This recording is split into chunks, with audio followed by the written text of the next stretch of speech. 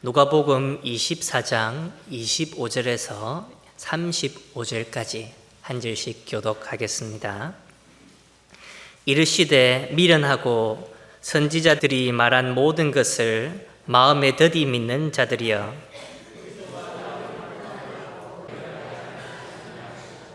이에 모세와 모든 선지자의 글로 시작하여 모든 성경에 쓴 바 자기에 관한 것을 자세히 설명하시느니라.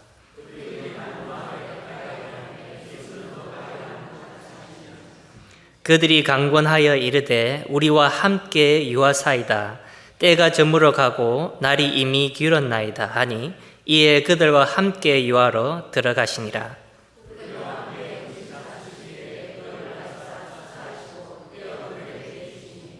그들의 눈이 밝아져 그인 줄 알아보더니 예수는 그들에게 보이지 아니하시는지라.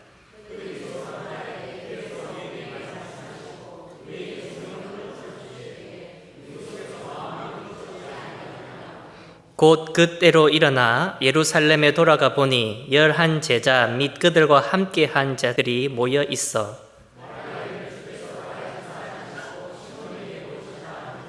함께 읽겠습니다. 두 사람도 길에서 된 일과 예수께서 떡을 떼심으로 자기들에게 알려지신 것을 말하더라. 아멘.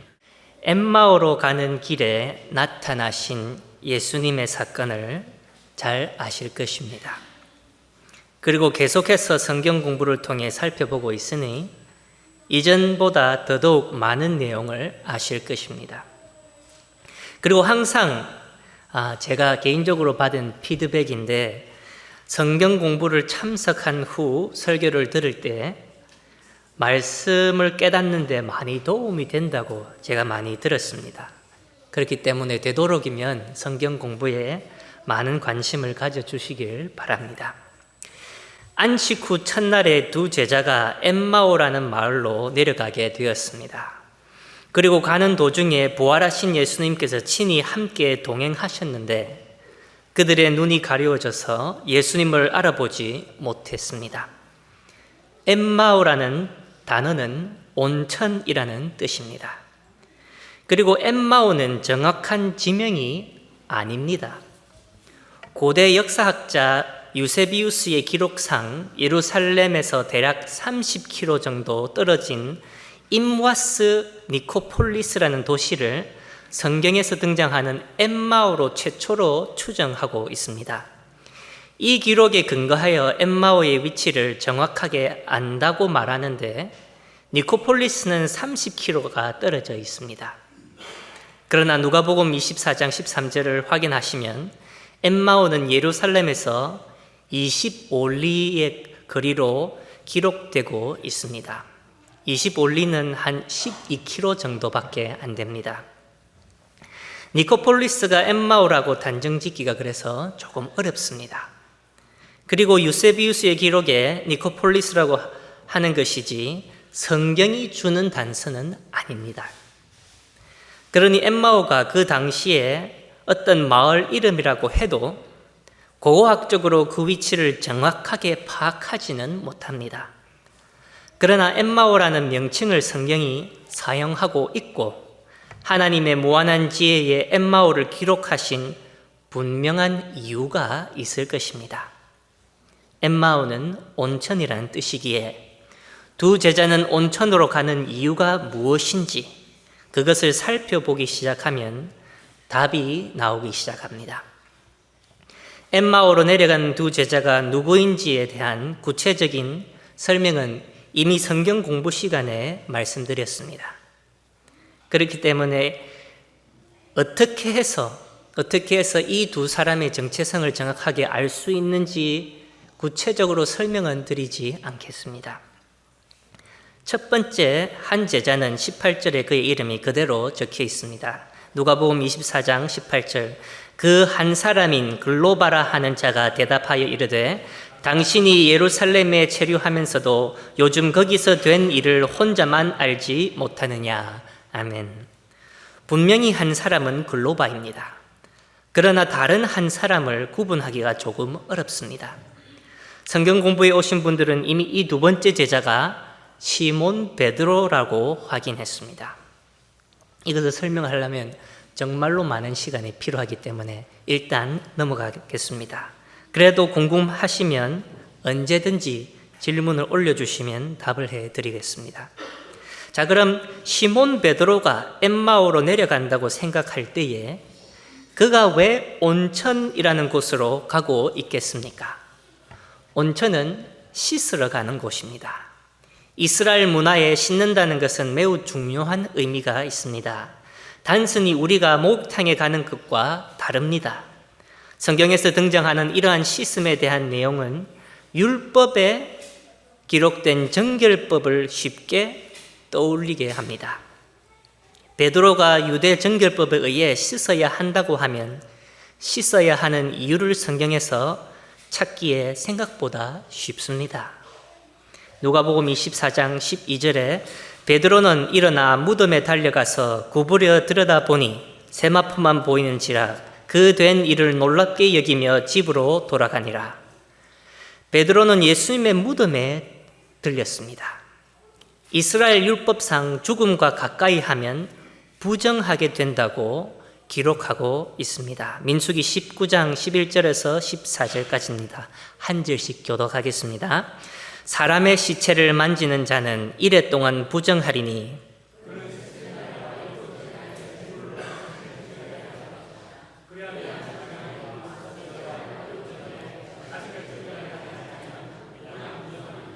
누구든지 죽은 사람의 시체를 만지고 자신을 정결하게 하지 아니하는 자는 여호와의 성막을 더럽힘이라. 그가 이스라엘에서 끊어질 것은 정결하게 하는 물을 그에게 뿌리지 아니하므로 깨끗하게 되지 못하고 그 부정함이 그대로 있음이니라.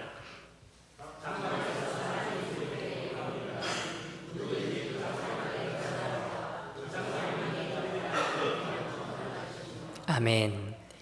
죽은 자를 만지면 당연히 율법적으로 부정해집니다.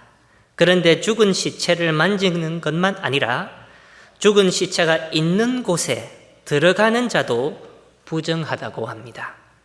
그렇다면 시몬 베드로가 엠마오로 가야 하는 이유가 분명해집니다. 죽음과 가까이 한 베드로는 당연히 정결법에 의해서 씻으러 가는 것입니다.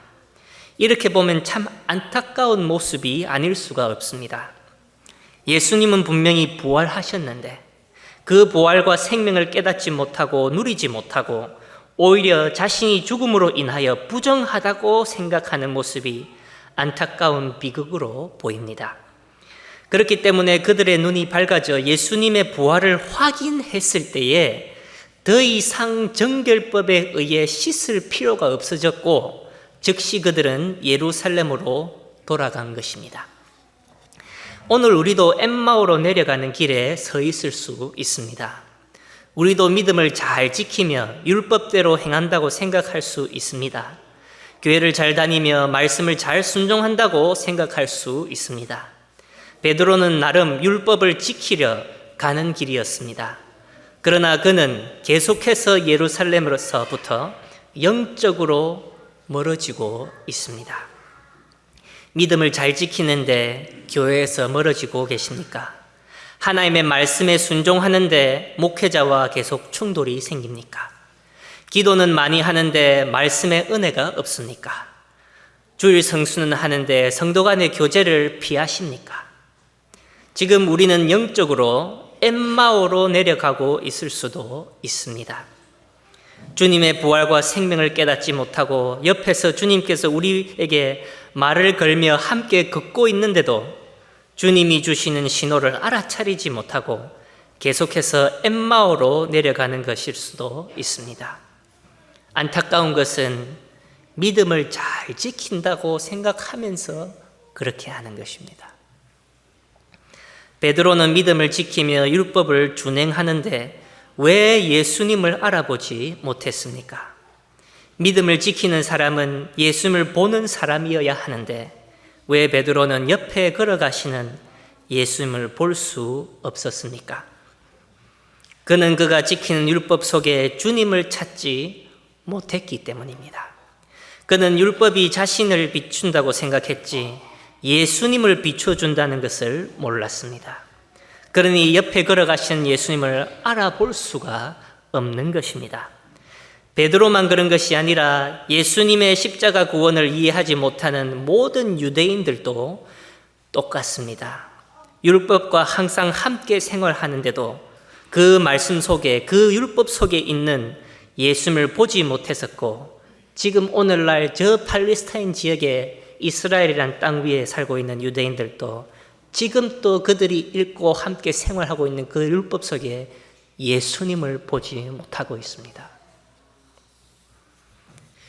매주 말씀 듣고 말씀을 읽고 그 말씀대로 생활하려고 노력하는데 말씀 속에 예수님을 보지 못하면 우리는 생명 속에 살아가는 것이 아니라 눈이 가려워져서 엠마오로 내려가는 제자들과 같이 그들의 입에는 오직 죽음의 대화뿐만이고 어둠의 길을 걸어가는 안타까운 비극의 생활이 될 수밖에 없습니다.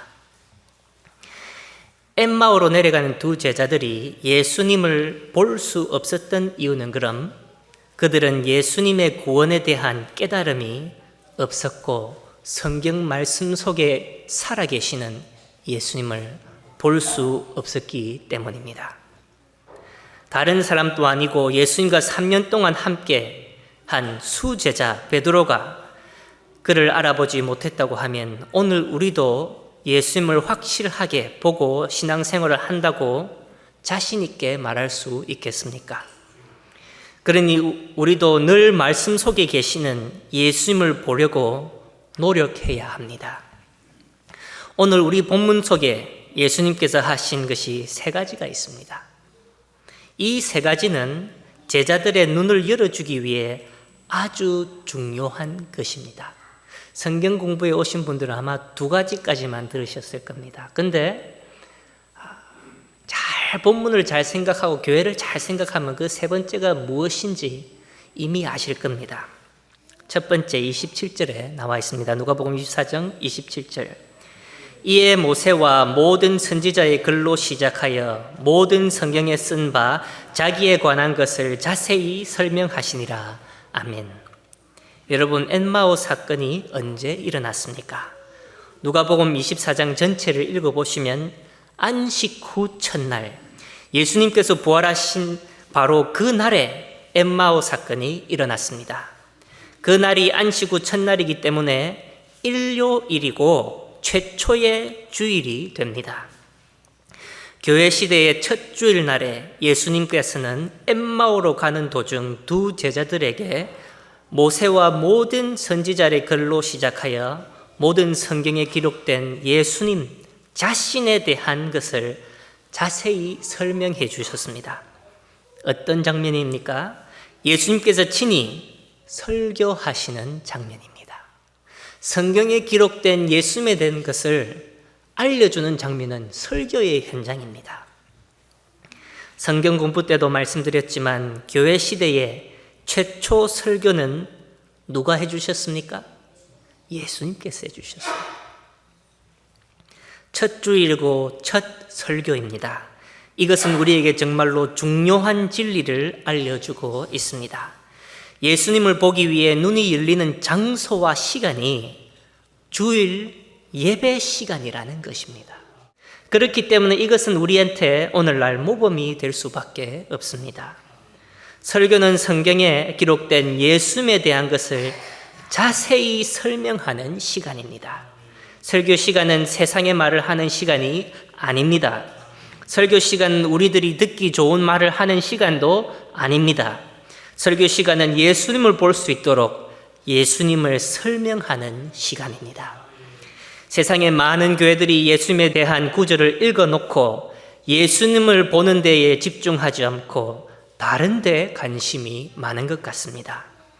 풀무 뿌린 교회에 들어와 있으면서도 불 속에서 기다리시는 예수님을 바라보지 않고 저 밖에 바벨론과 세상의 금신상을 바라보고 있는 상황입니다. 더 황당한 것은 교회에서 기도하는 내용이 세상의 금신상들을 달라고도 기도합니다. 그리고 거짓 선지자들이 이 강단에서 율법대로 살면 하나님께서 세상의 금신상을 주신다고 가르칩니다. 듣기는 좋지만 그러한 거짓 선포는 절대로 열매 맺지 못합니다. 수십 년 동안 기복신앙을 주장한 결과가 어떠합니까? 교회들은 줄어가고 문을 닫고 정말로 눈으로 볼 수 있는 하나님의 열매인 자녀들이 한국 땅에서 사라지고 있습니다. 주님을 다시 바라봐야 합니다. 주일 예배를 통해 예수님을 보고 만나야 합니다. 주님을 만나지 않으면 절대 우리 삶에 변화가 있을 수 없습니다. 사울도 다메섹 도상에서 주님을 만났기 때문에 바울이 될 수 있었습니다. 엠마오 사건을 읽고 대중적으로 어떠한 교훈을 삼습니까? 자신의 눈이 열리는 데 관심이 있습니다. 내가 볼 수 있게 되는 것에 관심이 있습니다. 내 눈이 열리고 내가 볼 수 있다는 것이고, 그래서 내 마음에 기쁨이 찾아오고 내 자신한테 집중되어 있습니다. 성도 여러분, 당연히 주님께서 우리의 눈을 열어주시지만 우리 눈이 열리고 닫히고는 둘째입니다. 엠마오 사건의 핵심 교훈은 우리의 눈이 열리고 보이고가 아니라 열린 눈으로 주님을 바라보는 것입니다. 아무리 우리의 눈이 크게 열려도 주님을 바라보지 않으면 아무 소용이 없습니다.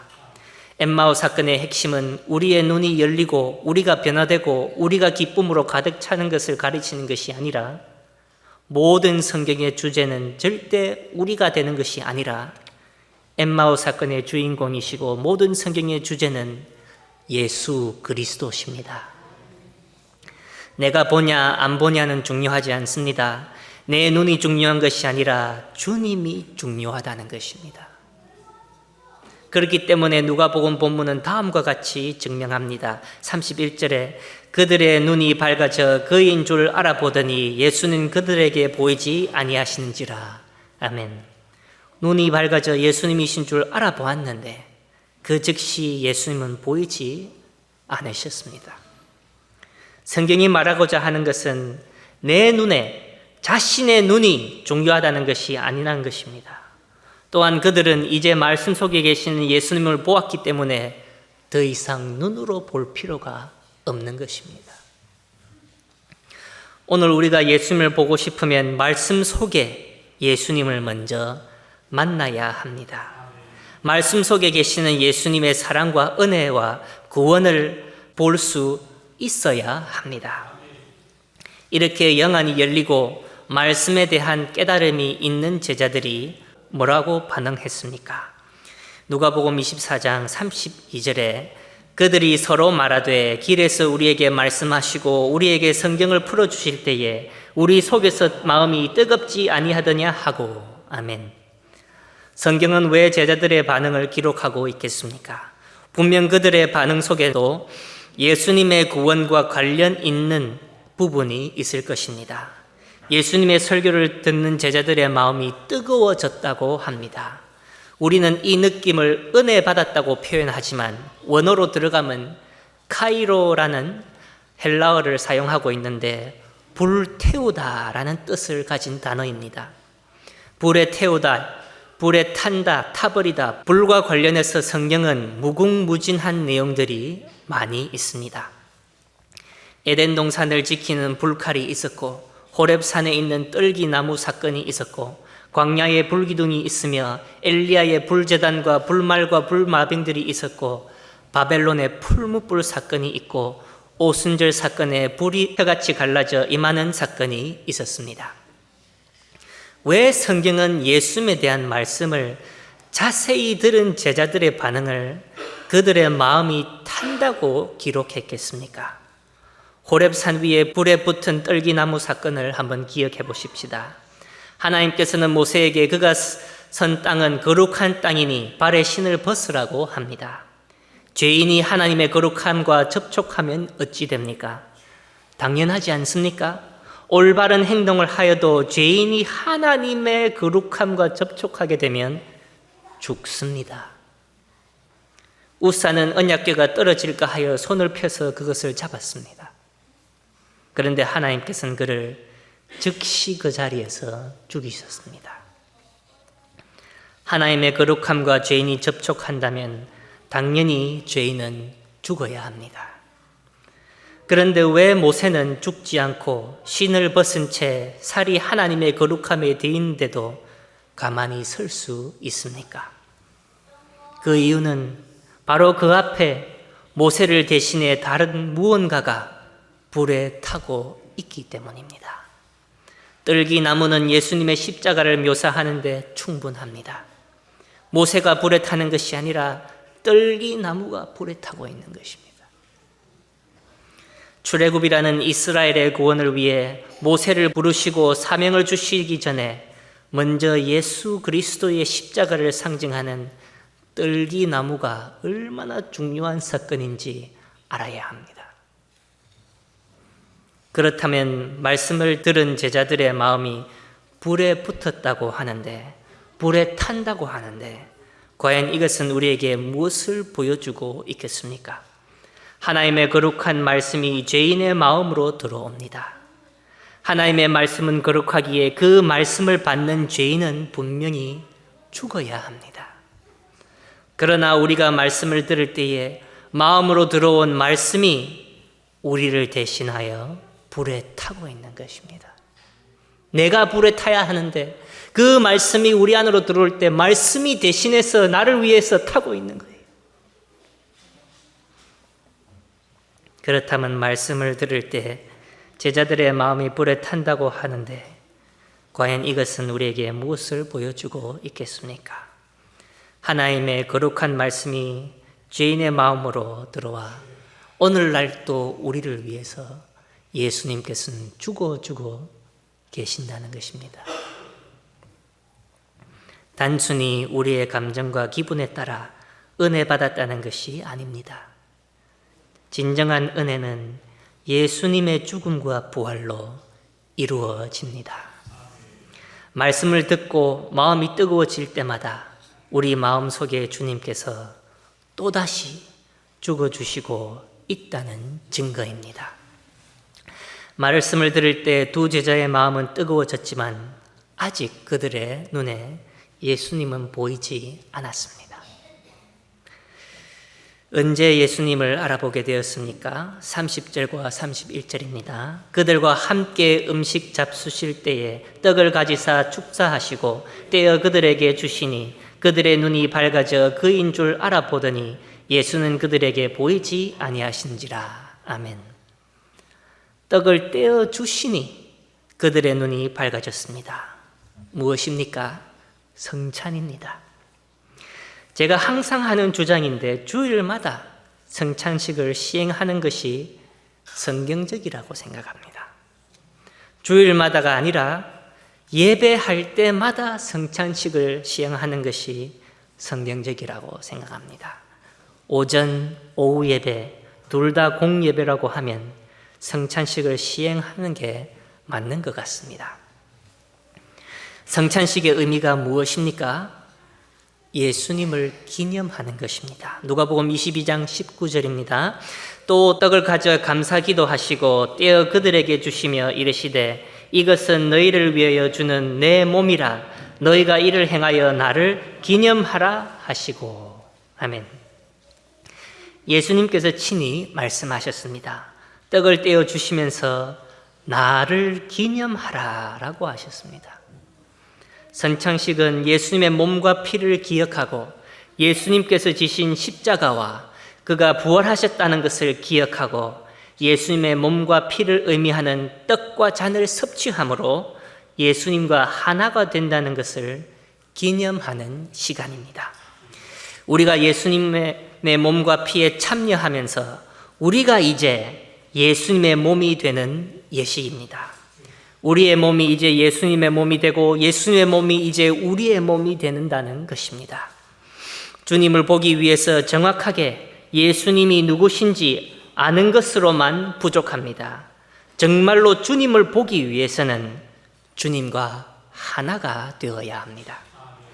아무리 말씀 속에 예수님의 구원에 대해서 잘 알아도 성찬의 참 의미인 예수님과 하나가 되는 삶을 살지 못하면 예수님을 볼 수 없다는 경고입니다. 떡을 받은 제자들은 그때야 눈이 밝아져 예수님을 보았습니다.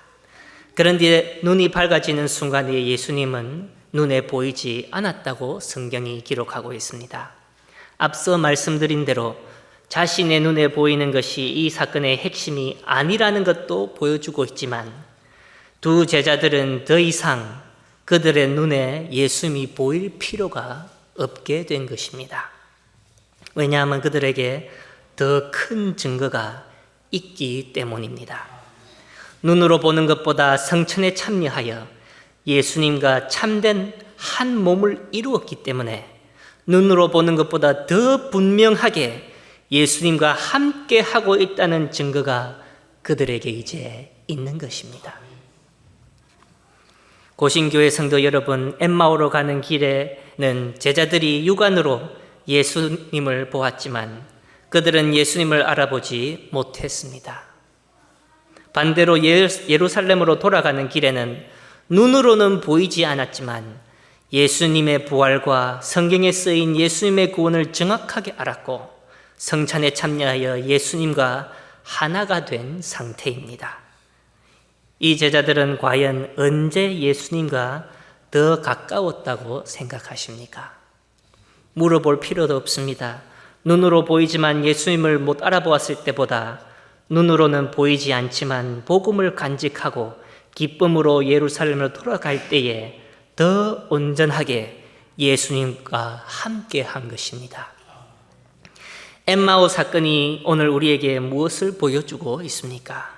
예수님을 알아볼 수 있는 방법을 말해주고 있습니다. 여기서 우리가 한 가지 생각해 봐야 하는 것이 있습니다. 예수님께서 제자들의 눈을 열어주시기 위해서 세 가지를 했다고 제가 분명히 말씀드렸습니다. 그런데 두 가지밖에 안 보입니다. 잘 보시면 말씀과 성찬을 베풀어 주셨습니다. 잘 생각해 보시면 교회의 3대 표지 중에 2개입니다. 말씀과 성례가 있고 마지막 하나, 권징이 있어야 합니다. 그렇다면 우리 본문에 권징이 있습니까? 있습니다. 한번 같이 봅시다. 누가복음 24장 25절과 26절입니다.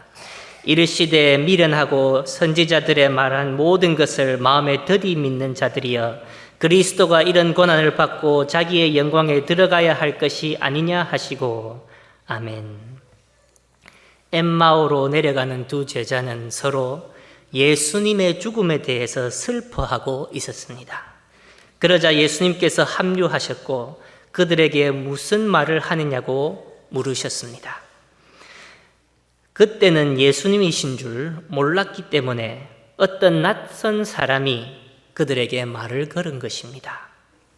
그리고 거기에 대해서 대답했을 뿐인데 이 낯선 사람이 처음으로 이 제자들한테 하는 말이 미련하고 마음에 더디 믿는 자들이여입니다.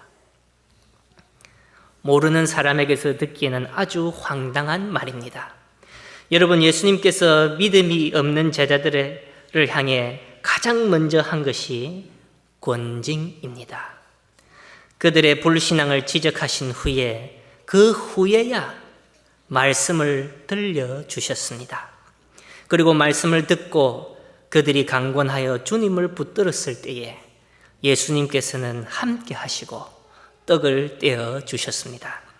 부활하신 예수님께서는 교회 시대의 첫 주일날에 엠마오로 내려가는 길에서 교회의 3대 표지인 말씀과 성례와 권징을 모두 다 보여주셨습니다. 교회는 절대로 이 세 표지를 버리면 안 됩니다. 믿음이 더딘 제자들을 향해 가장 먼저 하신 것이 권징입니다. 예수님께서는 권징하고 말씀 선포하고 성찬을 베풀어 주셨습니다. 그러니 권징 없이는 말씀이 들리지 않는다는 말입니다. 그리고 예수님에 대한 말씀이 안 들리면 참된 성찬에 참여할 수 없다라는 것입니다. 그리고 이 세 가지가 안 된다면 절대로 주님을 볼 수 없습니다. 교회의 3대 표지가 말씀과 성례와 권징이라는 것은 교회의 목적이 결국에는 예수님을 보여준다는 것입니다. 오늘 세상에 많은 교회들이 있는데 예수님을 잘 나타내고 있습니까? 말씀을 맺겠습니다. 엠마오로 내려가는 베드로는 예수님과 3년 동안 함께 했습니다. 그는 율법을 준수하며 정결케 하기 위해 내려가고 있습니다. 우리도 신앙생활을 오래 했습니다. 우리도 예수님과 함께 했습니다. 분명히. 그리고 우리는 말씀을 지키고 생활하려고 노력합니다. 그런데도 베드로는 예수님을 알아보지 못했습니다. 교회의 3대 표지인 말씀과 성례와 건징에 성도는 항상 복종해야 합니다. 그래야지만 주님을 알아볼 수 있고 우리의 생활에 슬픔에 잠겨 엠마오로 내려가는 발걸음이 되지 않고 부활의 기쁨을 담아 예루살렘으로 뛰어가는 신앙생활이 될 수 있습니다. 우리 고신교회는 항상 말씀과 성례와 건징이 살아있는 교회가 될 수 있도록 소원합니다. 그리고 우리 고신교회의 모든 성도님들은 말씀과 성례와 건징을 통하여 주님과 한 몸을 이루어 항상 마음에 기쁨이 넘치고 눈으로 보는 것보다 마음으로 더 명확하고 정확한 주님을 보는 그러한 고신의 모든 성도들이 되기를 소원합니다.